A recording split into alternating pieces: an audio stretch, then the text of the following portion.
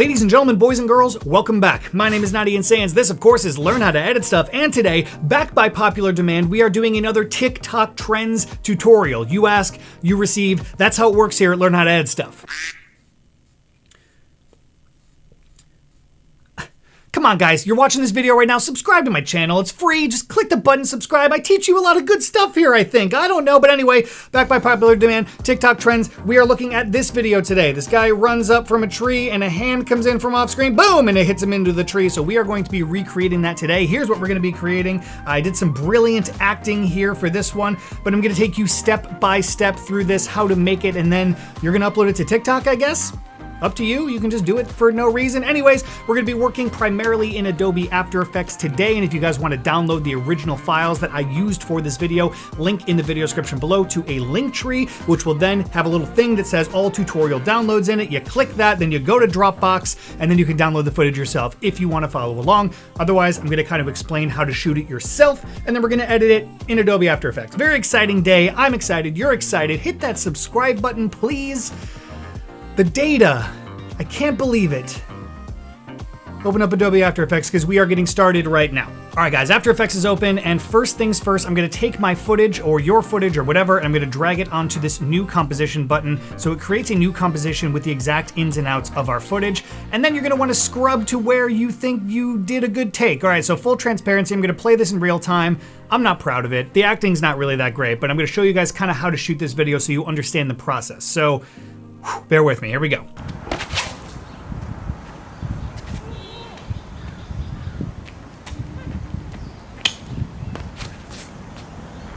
Okay, so when you shoot this, what you're gonna wanna do is you're gonna wanna start the very first thing of the clip running into the tree or a wall or whatever you guys got going on. Then you're gonna wanna get up, you're gonna wanna run towards camera, and then you're gonna wanna do a jump. And what we're gonna do later in this video is we're going to freeze frame this jump, and then we're going to use scale and position to kind of throw it backwards to the wall to create a seamless loop. Right down here on the ground, you can see there is a stick. That was kind of my marker of like where to stop. I looked at it on camera, saw it was in frame. You're gonna want your body to be all in frame because we are going to put this into a vertical video format. So it is going to be vertical. So we're going to cut off a lot of this stuff over here. So make sure that it all works in frame. Your whole body is in frame. But basically when you shoot this on a tripod, start by hitting the object, then you get up, then you run, and then you jump. And that's all you need to do. So what we're gonna do is come right over here to where I first hit the wall. So you guys can pick, I'm gonna pick right there, and I'm gonna hit Shift-Control-D on my keyboard to split that layer above itself. That's how you do that in After Effects. Then what I'm gonna do, I'm gonna come to right about here, right before I jump, and then I'm going to split the layer again, Shift-Control-D,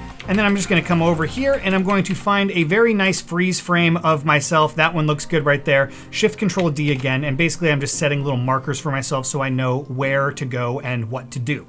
So the first thing we're gonna do is we're going to right-click on this top layer, we're going to go to Time, and then Freeze Frame. And what you guys are gonna wanna do is zoom in here and cut yourself out using the mask tool on this freeze frame, okay? And you guys are gonna do this a lot better than me. I'm going to rush through it for the sake of this tutorial, but guys, take your time on this part, okay? This is gonna be one of the most important parts of the process, so do not rush this, and pause the video here if you'd like, and I'll see you when you're done.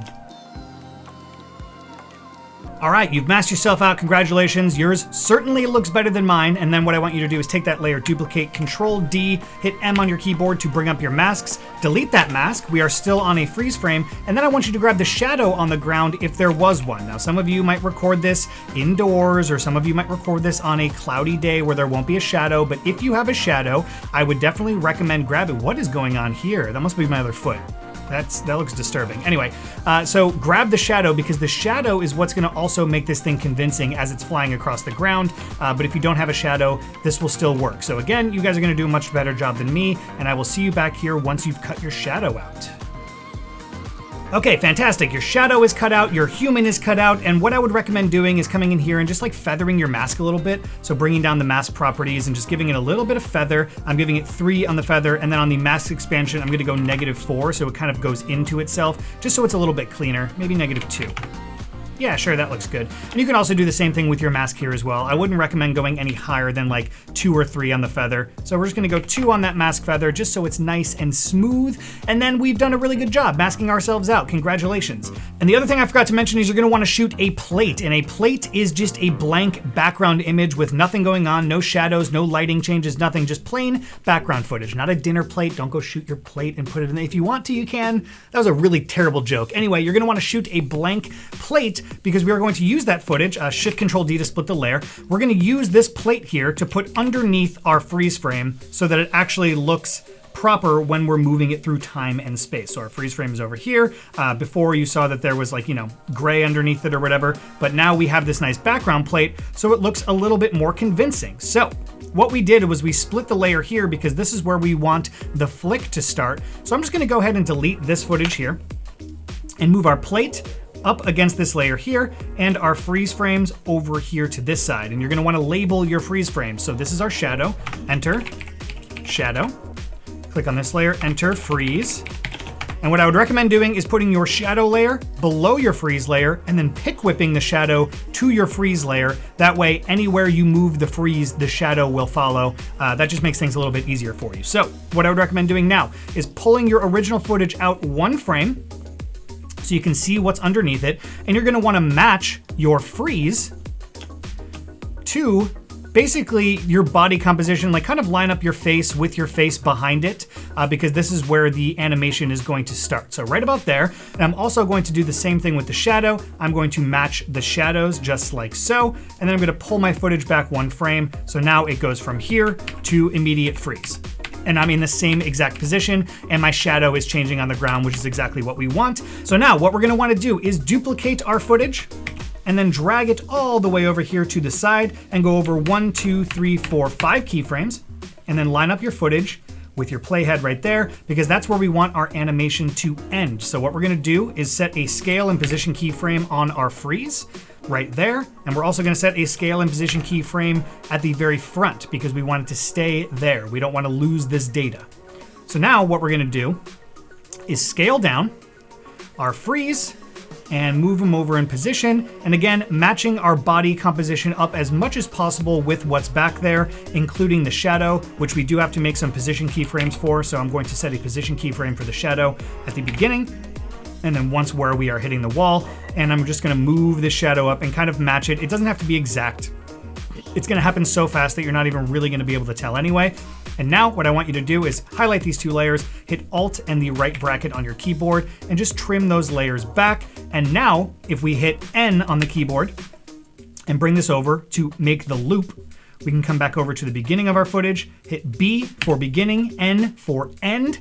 I can right click, go to trim comp to work area, and in theory, this should be a seamless loop. Let's see if we did it right.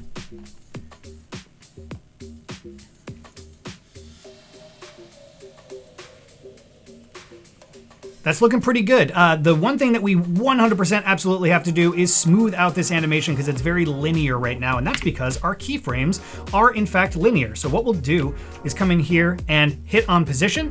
We're going to separate the dimensions. Then we're going to click on the X position, hit F9 on the keyboard, Y position, F9, and scale F9 to easy ease our keyframes. Then we are going to open up our graph editor right here.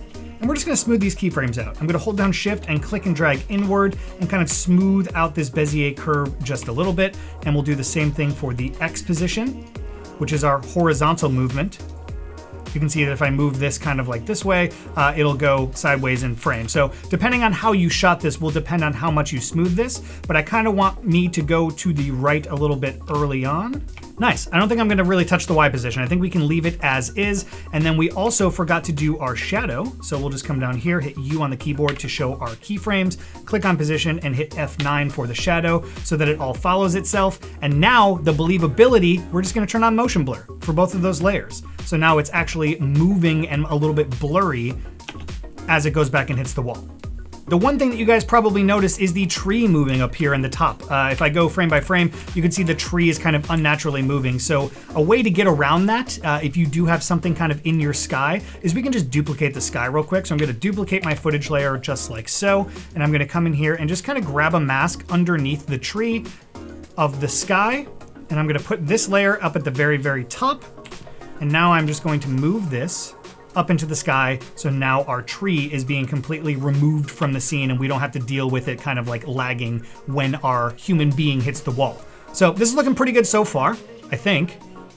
Yeah, this is looking pretty good. So this is where the flick is going to happen, and then boom, I hit the wall. The shadow is moving in time with everything else, and then we are creating a seamless loop. So we've done the hard work so far. Now comes the fun part, guys. What we're gonna do is select all of our layers and hit Shift-Control-C to pre-compose, and we're going to call this base, because that is going to be our base footage, I guess. I don't know. I could have come up with something more clever. But anyway, you're going to pre-compose everything here so that it all looks nice and good. And then what we're going to do is come up here to composition and go to composition settings. And we're going to set this to 1080 by 1920, which is 9:16 or vertical video format for TikTok or whatever. And now we have a vertical composition. And what we can do is kind of just like move our composition around a little bit. That's nice. That's good. Oh, that's just swell. Okay, so now for our hand. I actually forgot to shoot my hand while I was shooting this scene, and what I was planning on doing was shooting my hand and then using the Roto Brush 2 tool inside of After Effects to kind of roto my hand out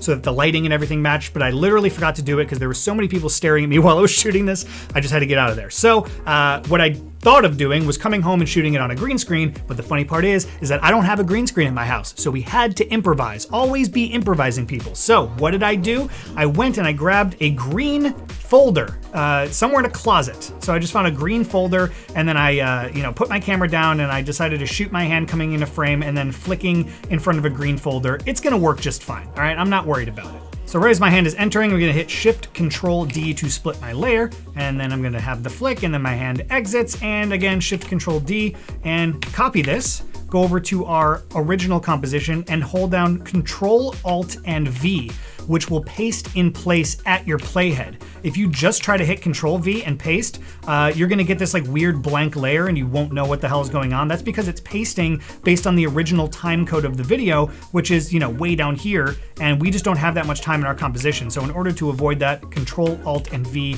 will paste in place. Kind of put it in my frame just like so. Hit T on the keyboard for opacity, turn this down to 50%. I'm going to find where the flick happens, which is right there. Trim this layer back, and I'm gonna drag it over here and line it up with when I get hit, which is right there. So I'm gonna line up my layer, boom, just like that.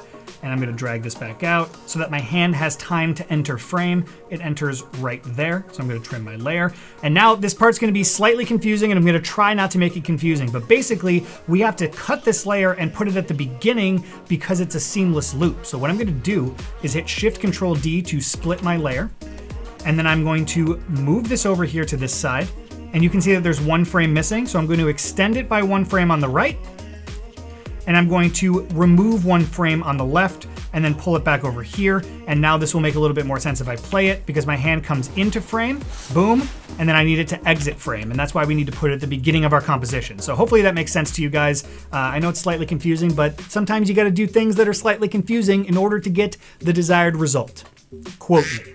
Did you subscribe yet? Are you even watching this video so far? Are you even with me at this point? Subscribe if you're one of those unsubscribed. Anyway, all right, so now it's time to green screen this thing. So I'm going to turn my opacity back up to 100%. And I'm gonna come up here to my effects and presets and type in key.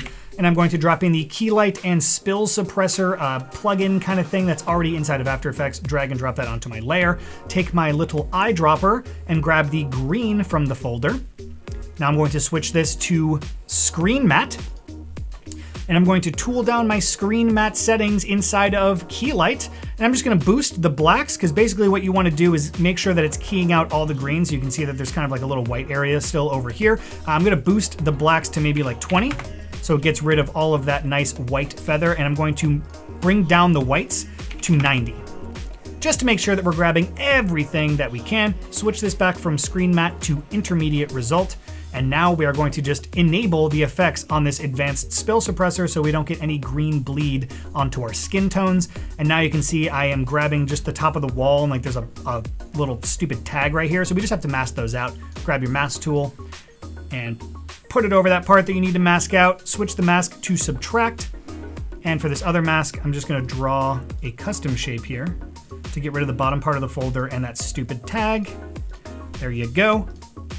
Set it to subtract, and now we are cooking with gasoline, people. So now what we can do is take our key light, key cleaner, and advanced spill suppressor by holding down Control and clicking on each individual tab. Copy those, and we're going to paste it over here, remembering that we have to turn our opacity up to 100% on this side. And we are also going to grab the masks, same method, copy, and paste those here so we can remove the wall and the stupid tag. And now we should have a seamless loop. And now we are good to go. So now what we're gonna do is take this and pre-compose it and call it hand. So now everything's looking pretty swell there.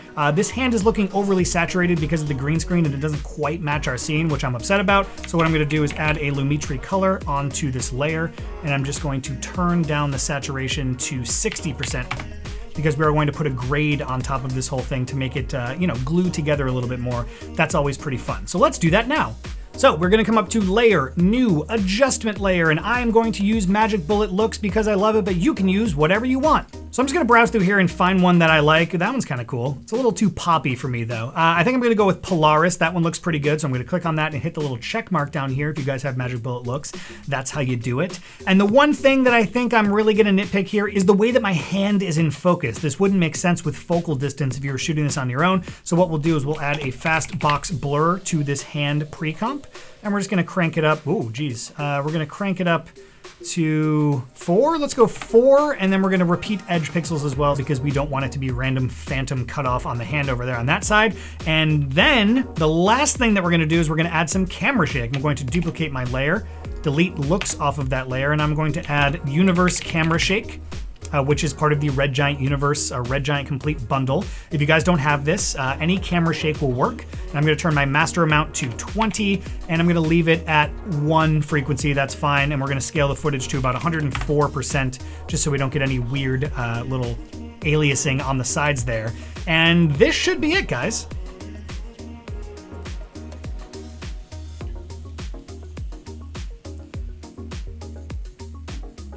Nice, that's looking really good. I think the one thing that I would nitpick at this point is my hand is coming in pretty slow on the entry here. So what I'm gonna do is come in here to my hand pre-comp, right click on this, go to time and enable time remapping. I'm going to set a time remap keyframe at the very end of this clip. I'm going to set a time remap keyframe right when the flick happens, which is right there. And then I'm going to set a keyframe at the very beginning where my hand enters the frame. And then all I'm gonna do is just kind of move this first keyframe over in time. So I'm condensing the amount of time that my hand enters the frame to just this distance here, which should look a little bit better once we look at the final result. Oh yeah, much nicer, much nicer. All right, guys, this is looking pretty good. I am pretty happy with this, all things considered. Unfortunately, about the green screen thing, I wasn't really planning on that, but hey, you make it work for the TikTok likes. That's all I'm saying. Oh, we wanna make it not start off with hitting the wall, so what I would recommend doing is pre-comp the hand and the base together and call this final, and then come over here to where you're kind of getting up, and we're gonna do the Shift-Control-D to split our layer, and then we're just gonna swap these. So this one is gonna go all the way to the front, this one is going to butt up against this one right here, and now, in theory, what will happen is that it will start from the front where you're walking, because that's where you want the TikTok to start, and then it will automatically seamlessly loop. So basically, we're just changing the loop point by splitting the pre-comp so that it works just a little bit nicer. And there you go, guys. That's it. That is how to make a seamless loop, TikTok-inspired, TikTok trends video thing in Adobe After Effects. If you're not subscribed at this point, I am seriously gonna lose my shit. But that's it. That's all that I have for you for this video. This one was a long one. This one took a decent amount of time, but hey, if you made it all the way to the end, I am so proud of you, and you did something really cool. We made a seamless loop in Adobe After Effects. We shot the whole thing ourselves. We edited the whole thing ourselves. We masked it. We did a green screen thing that we weren't anticipating. I showed you how to pull a clean key from a folder. If you have anything green laying around, seriously, anything can be a green screen as long as it's drastically different in color than the thing that you're trying to key out. So in this case, my skin tone, which is like kind of creamy pink, I could have used pretty much anything that was a solid color, and I could pull a clean key using the method that I showed you, going to screen mat, making sure to adjust it, using the intermediate result, and using the advanced spill suppressor. Oh man, I love After Effects. Okay, but seriously, thank you guys so much for watching this video. I truly, truly appreciate it. There are links in the video description below to help you and to help me, mainly the Linktree link, which will give you access to all tutorial downloads, where you can download the raw footage from this exact tutorial. And there's a bunch of awesome stuff in there, 70% off of Envato Elements. If you guys are looking for amazing elements and little things that you can use to jazz up all of your videos, 70% off, your gift from me, my gift to you. Anyway, you can get Epidemic Sound down there. There's a bunch of really awesome stuff in the link tree in the description below. So thank you, thank you, thank you so much. If you're not subscribed yet, please consider subscribing. Hit that thumbs up button, drop a comment in the comment section below, and I will see you in the next one.